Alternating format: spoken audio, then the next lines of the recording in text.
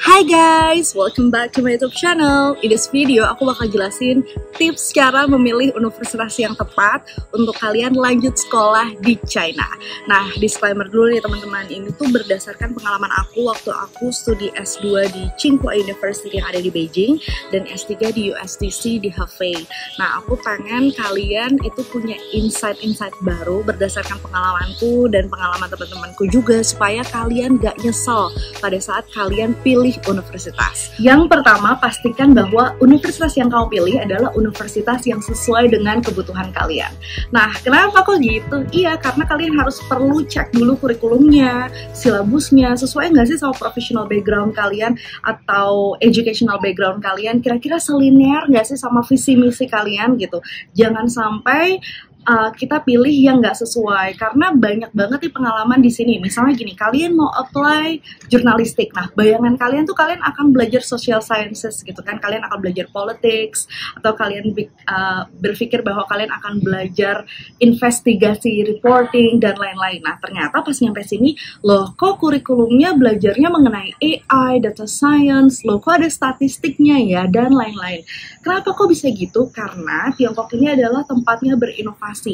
Jadi memang secara kurikulum mereka punya keleluasaan untuk adjust antara talent pool atau universitas ini dengan job market. Jadi mereka menyesuaikan supaya mereka tetap relevan sama industri yang ada di Tiongkok. Nah, oleh karena itu kalian perlu cek-cek lagi nih, kira-kira kurikulum ini tuh memang sesuai nggak sih sama kebutuhan masa depan, tapi harus sesuai juga sama visi misi kalian. Jangan sampai kalian maunya apa, tapi ternyata dapetnya apa gitu. Gitu juga sama misalnya bidang-bidang politics, tapi kok isinya statistik semua, kok isinya ekonomi semua gitu. Nah ini yang kalian harus dikomunikasikan secara intensif sebelum kamu daftar. Jadi kamu juga bisa email mereka, tanya-tanya tentang roadmap mereka, roadmap departmentnya itu sesuai nggak sih, udah clear belum sih, udah jelas belum sih. Nah coba kalian intensif untuk komunikasi sama departemennya. Mereka tuh biasanya cukup fast respon kok untuk menjawab pertanyaan-pertanyaan kalian.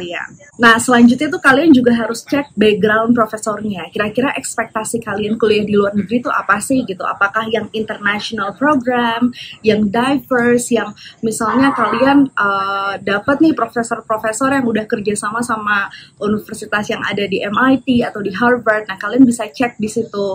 Kira-kira profesornya ini apakah banyak profesor asingnya atau lebih banyak profesor Tiongkoknya gitu. Tapi kalian juga harus cek lagi kira-kira memang sesuai nggak sama background kalian. World Economic Forum merilis artikel terkait 10 skills yang dibutuhkan dunia kerja tahun 2025. Menurut prediksi World Economic Forum, di tahun 2025 diperkirakan manusia dan mesin akan bekerja secara berdampingan. Berdasarkan prediksi tersebut, setidaknya 50% pegawai perlu memperbaiki skills mereka supaya bisa bertahan di dunia kerja. Nah, apa aja sih tuh? Yang pertama, mampu berpikir analitis dan inovatif, pembelajaran aktif dan mandiri, ahli dalam menyelesaikan masalah yang kompleks, berpikir kritis dan mampu menganalisis, kreatif, punya orisinalitas, inisiatif, kemudian kemampuan memimpin dan memberikan pengaruh sosial, andal menggunakan teknologi, mampu merancang teknologi dan melakukan programming, punya resilience, toleransi stres dan fleksibilitas yang tinggi, memiliki daya nalar, mampu merumuskan ide dan pandai mencari solusi masalah.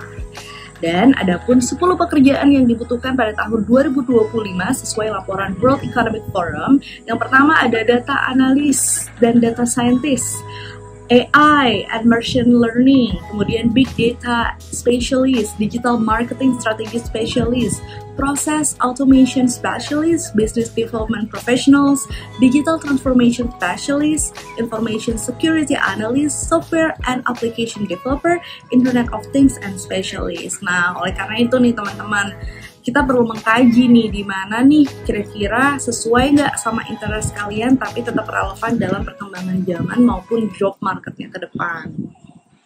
Nah teman-teman, karena kan kita memang ekspektasinya untuk kuliah di luar negeri itu adalah kita bisa dapat exposure lebih, kita bisa dapat pengalaman lebih, ataupun kita bisa dapat kemampuan keahlian yang memang lebih relevan sama international job market gitu. Yang kedua adalah bahasa pengantar. Nah, ini nih yang paling sering banget aku ditanyain orang, Kak, kalau seandainya kuliah di China tuh bahasa pengantarnya apa? Gitu. Nah, tergantung program yang kalian daftar. Kalau seandainya kalian daftar yang international program, everything will be using English in the daily life gitu. Nah, kamu bakal belajar menggunakan bahasa Inggris. Dan biasanya pada saat proses pendaftaran, kalian harus melampirkan baik itu IELTS atau TOEFL ataupun English Proficiency lainnya gitu. Nah, tapi kalau seandainya program tersebut menggunakan bahasa Mandarin, kalian sehari-hari itu akan menggunakan bahasa Mandarin. Biasanya akan dimintain HSK. Tapi kalau seandainya ada kelas bahasa, biasanya bisa tanpa HSK. Jadi kalian bisa attach aja pakai English Proficiency. Nah, terus kalau seandainya program itu ada kelas bahasanya setahun atau 2 tahun, ya itu adalah udah paketan gitu ya sama programnya. Nah, itu biasanya menggunakan bahasa Mandarin. Jadi kalian bisa pilih mau taught in English atau taught in Chinese. Yang ketiga, pilih kota yang sesuai dengan kebutuhanmu. Jadi teman-teman, China ini tuh luas banget. Kadangkala ada ketimpangan satu kota lain sama satu kota lainnya gitu. Meskipun secara ekonomi memang berpengaruh di seluruh dunia, tapi China ini masih struggle untuk mendapatkan status negara maju. Jadi ketimpangan antara satu kota sama satu kota lain tuh masih terasa gitu. Jadi kalau seandainya kalian pernah dengar istilah tier 1, tier 2, tier 3, nah ini adalah salah satu sistem pemerintah Tiongkok untuk mengklasifikasikan satu kota lain dengan kota lainnya. Nah, di Tiongkok itu sistem tingkatan ini awalnya dikembangkan oleh pemerintah Tiongkok untuk mengklasifikasikan kota-kota berdasarkan ukuran pertumbuhan ekonomi dan tingkat perkembangannya. Jadi kalau tier 1 adalah kota-kota utama yang dianggap sebagai pusat ekonomi, keuangan, dan politik. Mereka memiliki ekonomi yang besar, tingkat pertumbuhan yang tinggi, infrastruktur yang baik, dan daya tarik investasi yang kuat. Contohnya tuh kayak Beijing, Shanghai, Guangzhou, Shenzhen. Tapi kalau tier 2 itu adalah kota-kota berkembang dengan tingkat pertumbuhan ekonomi yang baik. Contohnya kayak Chengdu, Wuhan, Tianjin, Chongqing.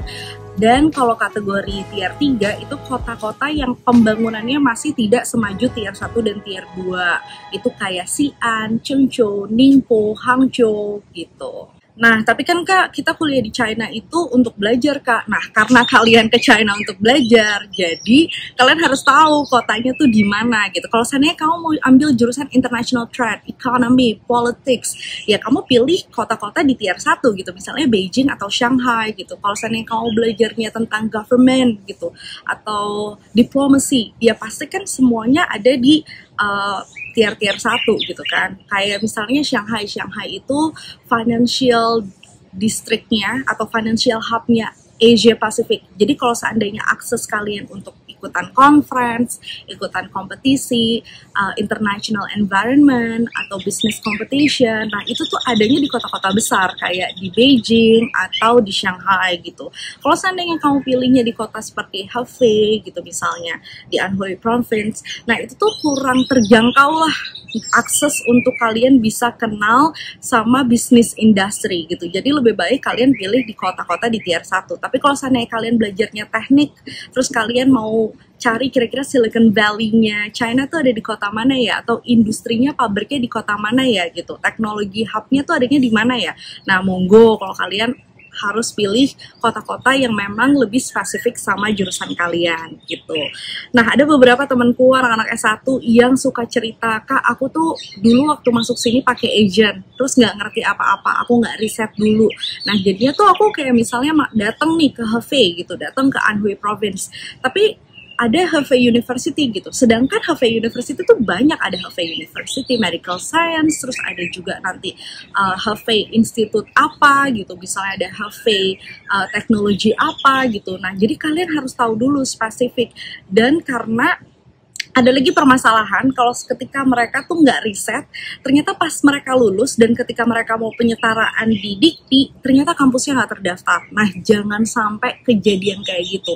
Jadi kalian harus cek dulu nih kira-kira kampusnya terdaftar atau enggak. Nanti pada saat kalian penyetaraan akan ada masalah atau enggak di Indonesia.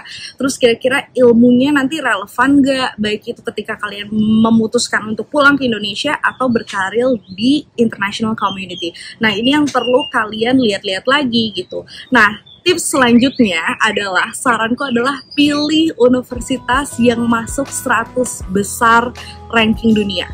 Kenapa? Untuk menghindari hal-hal terjadinya susah untuk diterima kerja atau gak sesuai di job market yang ada di international community ataupun yang ada di Indonesia, atau menghindari terjadinya kesalahan administrasi pada saat kamu mau penyetaraan di Indonesia.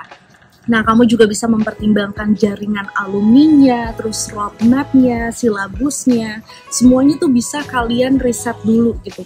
Atau mungkin sekarang kan zamannya sosmed ya, kalian bisa cari mahasiswa tersebut yang sekolah di sekolah yang ingin kamu tuju, departemen yang sama, kalian bisa reach out melalui social media, misalnya LinkedIn, Instagram gitu kan, atau seandainya kamu bisa kontak juga teman-teman PPI untuk minta dibantuin, kira-kira keputusan kalian ini adalah keputusan yang tepat nggak sih? Terus kalian coba deh wawancara teman-teman yang udah lebih dulu kuliah di sana, tanya pendapatnya supaya kalian nggak salah langkah. Nah, itu salah satu cara untuk antisipasi kejadian-kejadian yang misalnya kalian nggak inginkan gitu setelah kalian misalnya udah berada di Tiongkok gitu. Nah, teman-teman tuh banyak banget yang nanya gini, Kak, tapi kan untuk apply kampus top 100 dunia nggak gampang gitu. Sebenarnya untuk apply, apalagi apply beasiswa ya, itu tuh bukan perkara siapa yang pintar gitu, tapi perkara mental sih menurutku.